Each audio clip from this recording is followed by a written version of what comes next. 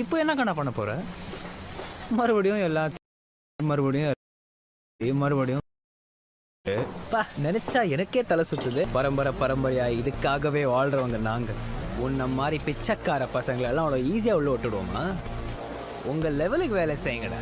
ஏண்டா வெள்ள பண்ணி எந்த வேலையும் செய்யாம தகுதியான படிப்பும் இல்லாம உங்க அப்பா பணக்காரங்கிற ஒரே காரணத்தினால நோகாம நேரா சீட்ல உக்காந்த உனக்கே இவ்வளோ திமிர் இருக்கே.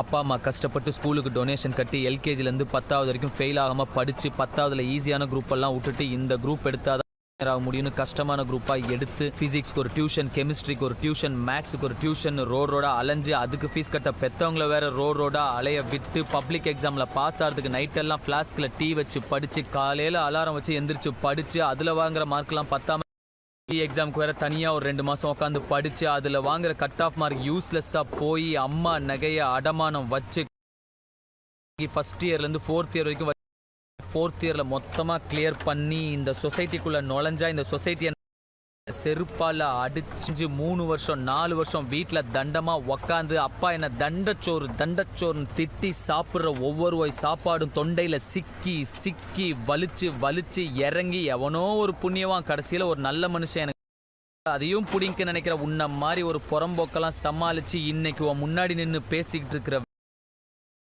எனக்கு எவ்வளோ திமிரா இருக்கும்.